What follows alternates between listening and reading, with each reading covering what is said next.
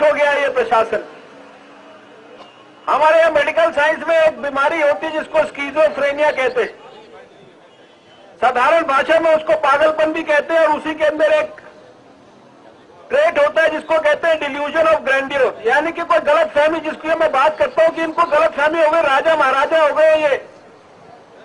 राजा महाराजा जैसे कोई भी आदेश करे, कुछ भी करता रहे, तुगलकी आदेश हो, औरंगजेबी आदेश हो, कुछ भी हो, लोगों पर अत्याचार हो रहा है, लोग परेशान हो रहे, दुख रहे, मर रहे, लेकिन इनको किसी बात की परवाह नहीं।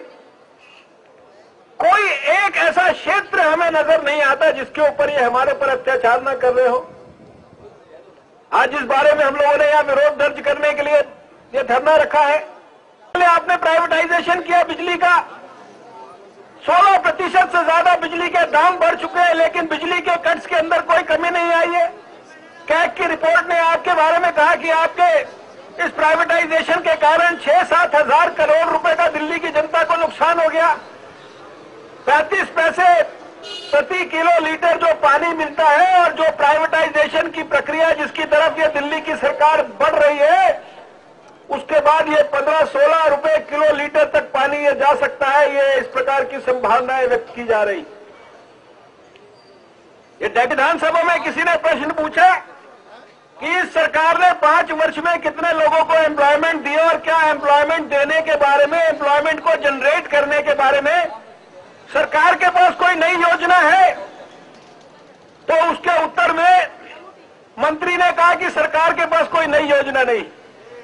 सोनिया जी नारे लगाती रही, सोनिया जी रोड शो करती रही, सोनिया जी भाषण करती रही, सारे देश में इतना शोर शराबा इन्होंने किया कि साहब हमारी सरकार ने अनएम्प्लॉयड लोगों के बारे में कुछ सोचा नहीं, जबकि आजादी के बाद से 50 वर्षों के इतिहास में सबसे अधिक अगर एक साल में किसी सरकार के राज में जॉब क्रिएट हुए तो 93 लाख हमारी सरकार के राज में क्रिएट हुए, अटल जी की सरकार के राज में। इनके राज में 45 वर्ष में कभी भी किसी साल में 30 लाख से ज्यादा जॉब्स क्रिएट नहीं होते थे। इतना कहूंगा कि इनकी ये जो जीत का सिलसिला है, जीत की हैट्रिक है, अब ये हार की हैट्रिक का सिलसिला इनका शुरू होने वाला है। और आप हिम्मत के साथ, मजबूती के साथ, धैर्य के साथ हम लोग पंडित दीनदयाल उपाध्याय जी के दिखाए गए मार्ग पर चल रहे हैं। हमारे लिए सत्ता प्राप्ति कोई केवल अंतिम लक्ष्य नहीं।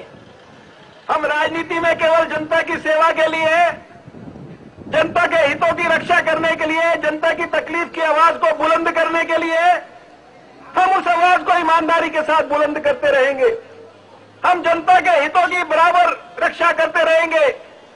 हम इस बात को सुनिश्चित करेंगे कि एक एक गली में जाकर, एक एक मोहल्ले में जाकर, एक एक मंडल के अंदर जनता की आवाज को पूरी ईमानदारी के साथ हम उठाएंगे।